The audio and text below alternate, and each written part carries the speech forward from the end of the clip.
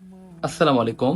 আপনার কি হাঁটু ব্যথা, কোমর ব্যথা, সিঁড়ি বেয়ে উঠলে সমস্যা, হাঁটলে ব্যথা বেড়ে যায়, বসা থেকে উঠতে কষ্ট হয়? অনেক পরীক্ষা করিয়েছেন, যেমন এক্স-রে করিয়েছেন, সিটি স্ক্যান করিয়েছেন, এমআরআই করিয়েছেন।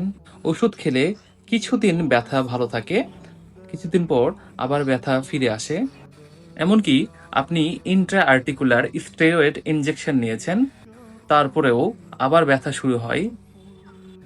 এগুলো অস্টিও আর্থ্রাইটিস এর লক্ষণ হতে পারে। আসুন জেনে নিই অস্টিও আর্থ্রাইটিস কি। এটি জয়েন্টের কার্টিলেজ ধীরে ধীরে ক্ষয় হওয়া রোগ।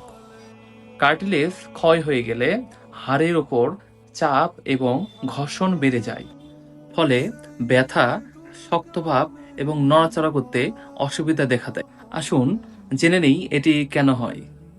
সাধারণত বয়স বৃদ্ধি, অতিরিক্ত ওজন বা স্থূলতা, পুরনো আঘাত, দীর্ঘদিন অতিরিক্ত চাপ পড়া, বংশগত কারণ। ২ নম্বর হচ্ছে সকালে কিছুক্ষণ শক্ত শক্ত ভাব লাগে।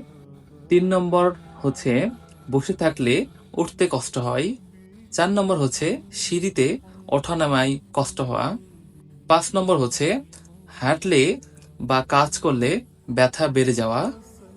৬ নম্বর হচ্ছে জয়েন্টে কটকট শব্দ বা ক্রিপিটাস শব্দ হওয়া। আসুন জেনে নেই জয়েন্টে কি কি চেঞ্জ দেখা যায়। ১ নম্বর হচ্ছে কার্টিলেজ ক্ষয় হয়ে যায়। ২ নম্বর হচ্ছে জয়েন্ট স্পেস কমে যায়। ৩ নম্বর হচ্ছে বনি স্পার বা অস্টিওফাইট তৈরি হয়। ৪ নম্বর হচ্ছে সাইনোভিয়াল ইনফ্লামেশন তৈরি হতে পারে।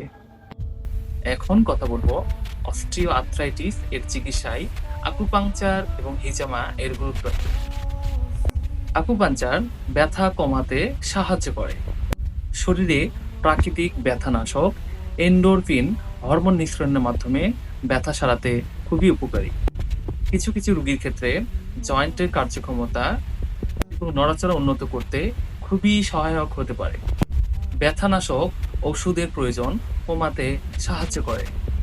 আন্তর্জাতিক কিছু চিকিৎসা নির্দেশিকায় আকুপাংচার অস্টিও আর্থ্রাইটিস এর রোগীর ক্ষেত্রে খুবই কার্যকরী হতে পারে। এখন কথা বলবো হিজামা এর গুরুত্ব নিয়ে। হিজামা ব্যথা কমাতে এবং পেশির টান কমাতে খুবই কার্যকরী হতে পারে এবং শরীরকে আরাম অনুভব করাতে খুবই কার্যকরী চিকিৎসা হতে পারে। সর্বোত্তম ফলের জন্য সঠিক রোগ নির্ণয় করে সমন্বিত চিকিৎসা পরিকল্পনা গ্রহণ করা খুবই কার্যকরী হতে পারে। ধন্যবাদ।